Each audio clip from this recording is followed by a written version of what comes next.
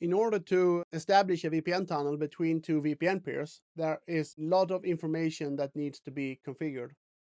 And in this chapter, we will go through a configuration and set up what's needed to encrypt traffic between two VPN pairs.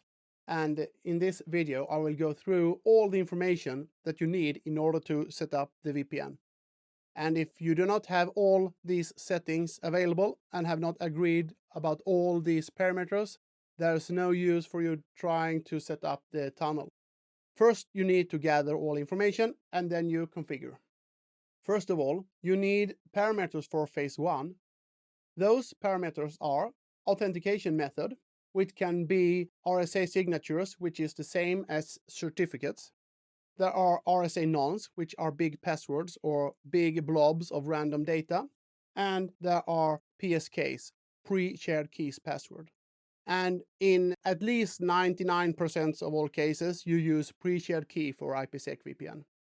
And the pre-shared key is the password that both parties need to have before setting up the VPN tunnel. And there is a common confusion about pre-shared key that should be the encryption key. And actually, that's not the case. The pre-shared key is only being used to authenticate the peers.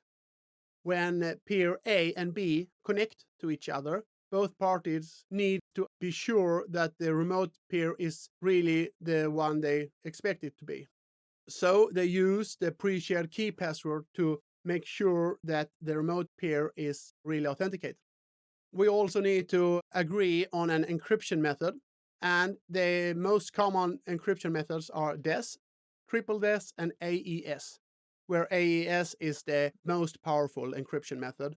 And AES also comes in different flavors like AES 128, 192, 256, and so on, which are different key sizes, where larger key size is better and more secure.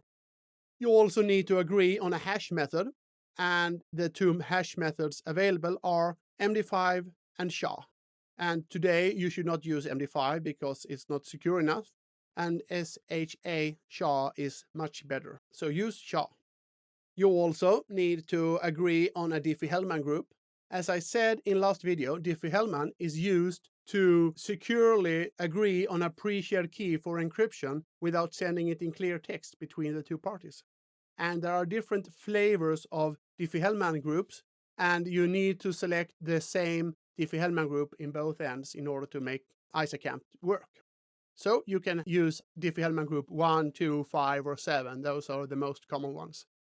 You need to use the same in both ends. And also, you need to agree on a lifetime in seconds. That's the number of seconds that the phase 1 SA is active before it's renegotiated. And as you will see in the next videos when we set up this, all parameters for phase 1 needs to be in place and identical in both ends, except for the lifetime. If everything else is agreed upon in both ends and there is only a mismatch in lifetime, the SA will be up and running anyway, but the lowest of the two lifetimes will be chosen. For phase 2, you need to select on encryption method, and it's the same encryption methods as for phase 1. You can use DES, triple S, or AES in different flavors. For hash method, you can select between MD5 and SHA, and here as well, I recommend to use SHA.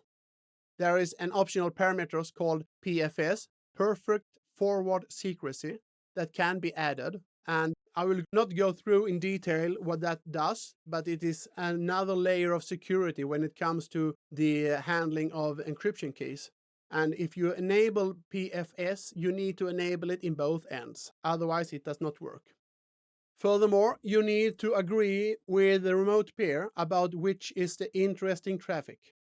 What local subnets or hosts on your local side should be encrypted, and what remote subnets and hosts in the remote end should be encrypted, so that we can build an access list defining traffic from our local subnets to the remote networks and add that access list as part of the CryptoMap configuration.